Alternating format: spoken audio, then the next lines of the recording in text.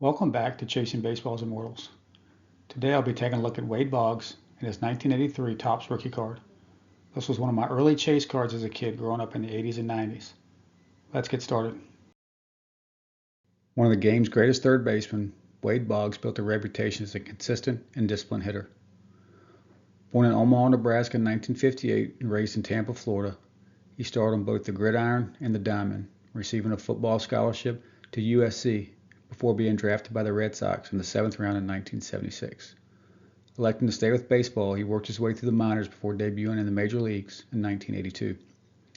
Throughout the 80s, Boggs was a fixture at the top of the American League leaderboards. From 1983 to 88, he collected 5 batting titles, including 4 in a row. He spent 11 seasons in Boston before moving to the Yankees, where he added a World Series ring in 1996.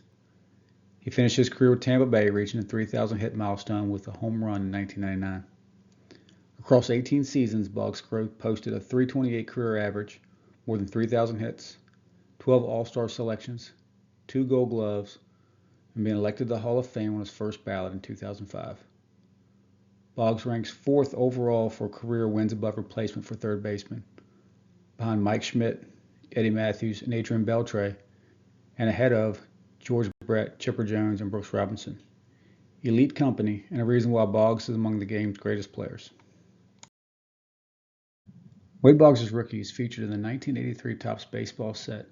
It's a classic dual-image design that delivers a standout rookie class. With its bright colors, sharp photography, and 792 card checklist, the 83 Topps set remains a favorite for collectors who love the look and feel of early 80s cardboard. The Boggs rookie was one of my earliest chase cards. As a young collector in the 80s buying packs, I transitioned to being a serious collector, or as serious as a 9 or 10-year-old can be, and started looking towards higher-end rookie cards of the era. The Boggs rookie was right there on that list, alongside the other greats of the 80s, Mattingly, Quinn, Sandberg, Ripken, Strawberry, Gooden, and Henderson. It belonged to that special group of 80s cards that felt attainable for young collectors with enough patience. Like most issues from the decades, the Boggs rookie is mass-produced, and today more than 28,000 copies have been graded across the 4 major grading companies. Finding one isn't difficult. I remember this card costing $20 to $30 in the early 90s. And even today, a solid PSA 8 still sets in the same range. The real separation begins at PSA 9, where prices climbed around $170. And as usual, PSA 10s live in another tax bracket entirely, pushing past $3,000. Over the past couple of years, especially after the post-COVID dip, the card has seen a steady rise, with PSA 9s nearly doubling in price. Ultimately, this card provides collectors a nice rookie of a solid Hall of Famer that won't break the bank. All right, let's look at the card. Here's my example of the 1983 Topps Wade Boggs rookie. Like I said, this was a childhood chase of mine. Just holding it brings back nostalgia. I remember thinking that once I got this, I had one of the best cards in the entire hobby. But in actuality, I don't think I was wrong. It's a great looking card. The profile shot, along with the in-action shot and the color match, just makes for a beautiful, beautiful baseball card. This example is well centered, sharp edges and corners, great image quality, resolution. The back is clean and centered.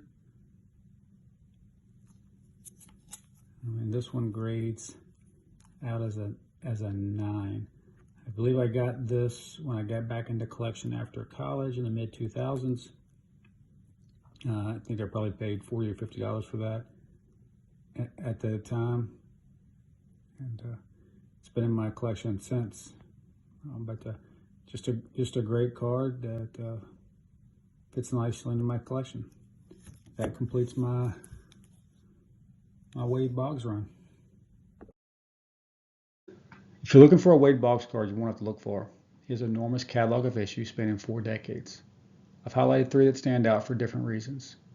The 1985 Topps Tiffany, the 1993 Topps Finest Refractor, and the 1996 Leaf Signature.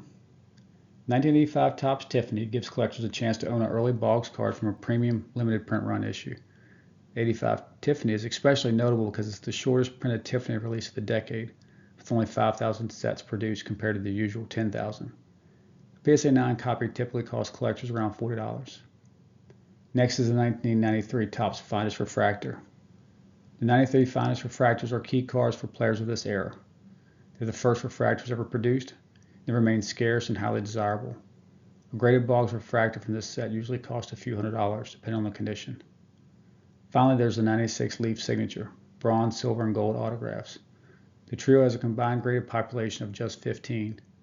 As one of the star players in the product, Boggs was short printed alongside 9 others, with only 700 bronze, 200 silver, and 100 gold copies produced. When these surface, they typically sell in the $300 to $500 range.